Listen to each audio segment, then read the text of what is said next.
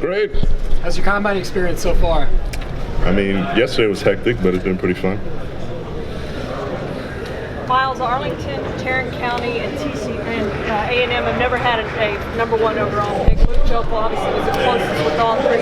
How much would it mean to be the number one overall for those three things?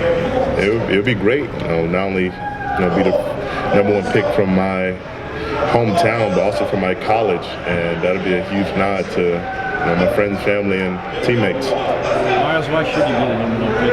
I should be the number one. I feel like I'm the best player in the draft.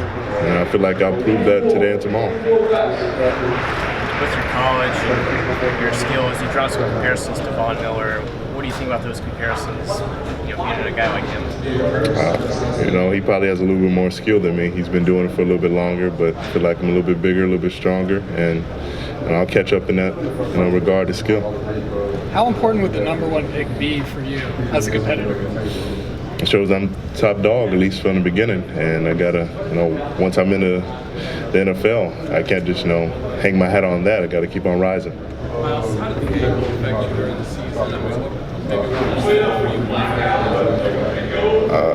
I started getting better, a couple games into it, and then had somebody, crash into me in practice, and so it kind of, took me downhill again, but I wasn't myself, throughout the whole season.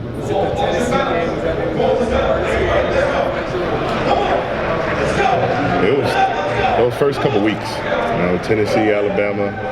It didn't help that I was going against some great, competitors, but I just tried to push through it. Myles, we all know about the request you made of the Cowboys, but have you gotten a chance to talk with them yet?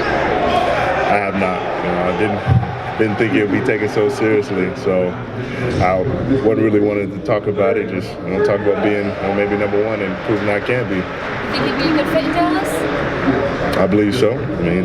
I believe they need a pass rusher. I'm not saying they don't have any, but I feel like my talents could be needed anywhere. Do you feel the need to say anything to the Browns about that? I think I'm talking to them later today, so I'll explain that. What would you say to them? I'm sorry. So it wasn't like, you don't feel like you were making fun of them. It's easy to make fun of the Browns. No. 1-15. Everybody has their down years, and anytime it can be turned around. The Cowboys, they turned around their season in a big way, and anybody can do that. If you had a chance to sack any NFL quarterback currently in the league, Tom Brady. why? I'm a Peyton Manning fan.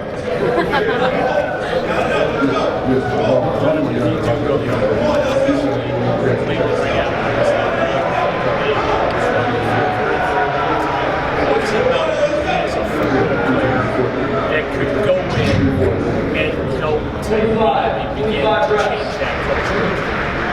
I feel like I'm a playmaker, so I'm not going to have to worry about that. And I feel like I'm going to bring some work ethic into practice and into the weight room that'll change things around there. And hopefully, maybe be a voice of leadership that can help swing things. Myles, one other thing about Cleveland. When you said you didn't want to play in a cold weather city, it kind of points to Cleveland. It's either Cleveland or San Francisco. It's going to have the top pick heading into the final, game of the regular season. So, can you explain what that was about? Me just being who I am, just joking around, being lighthearted. Don't mean to offend anybody, but I'll crack a joke every now and then. But I'll play for anybody. The cold weather, you don't think that would bother you then? No, I played in 30 degrees, 20 degrees. Here down in Texas, so it doesn't really matter to me. So from Arlington Martin to A&M, what are some of the skill sets that you picked up that will prepare you for the next level in the NFL? They instilled in me, work ethic that I don't think many others have. They said be comfortable in an uncomfortable zone. You have to get out of your comfort zone to become a great player. And I just carried that with me to A&M and tried to become the best player on the field, and hopefully I can show it here. So anybody who picks me up, they'll get that same thing. Everyone's singing your praises. What are you focused on improving the most? Skill and consistency. Some games where I felt like there were some plays I should have made or things I should have done better. And hindsight is 20/20, but just looking at that and maybe thinking through some situations differently and making some plays. Everybody knows what a nice guy you are. You mean enough on the football field? Is there a different Myles Garrett on the different football field? It has to be. I can't be smiling at folks when I'm sacking people.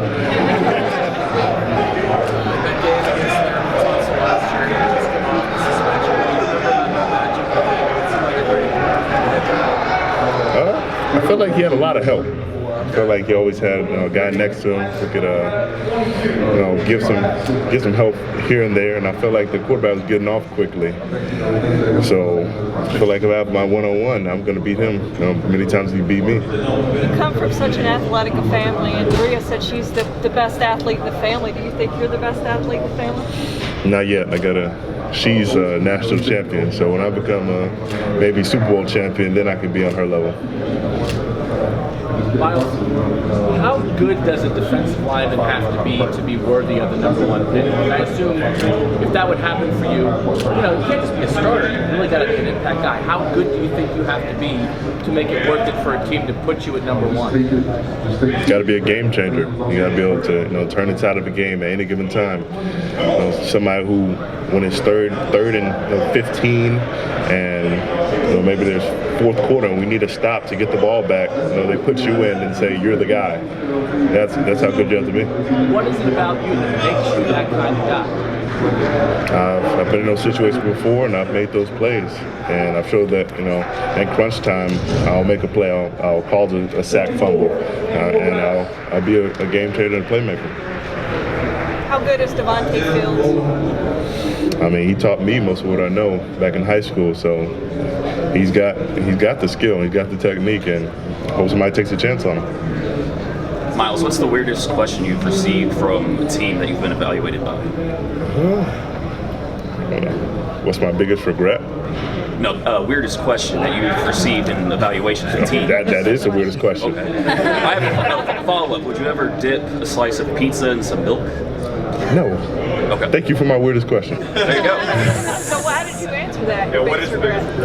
What is it? Let me see. I just opened a can of worms.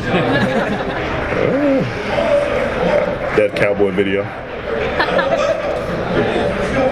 Your skill sets have been compared to Davion Clowney and your measurements too. Is that like an honor for you being a Texas boy, or is there other players that you think you should be compared to instead of Davion? I want to be compared to the greatest, so I want to have my stats and everything I've done today and tomorrow, compared with the best guys in the league and some of the greatest of all time. So I mean, if he goes down as that, that's great. And he's an athletic freak just like me, but I'm holding my bar pretty high. When people say, sometimes you take plays off, do you think that's a fair criticism? And does it motivate you at all when you hear that? No, I really don't listen to it. I know I'm getting after the ball when I can, and sometimes I'm not 100% when I'm out there, but I'm trying to get after the passer. I'm trying to run down the back and just trying to do what I can to make a play. And nobody's 100% every play, 8-9 plays down the drive, and sometimes you do look back at it and say, damn, could have gave more effort or a loaf right there. But you work on those things. Because you're obviously competing to be the top pick of the draft, did you do any on whether it's the Browns or 49ers, the top team, so that when you go into the interviews, you pretty much know what you're walking into and you have an idea already about those teams? I haven't done any really, no homework really. I just want to go in and see what they say. I don't want to prepare anything. Just be genuine.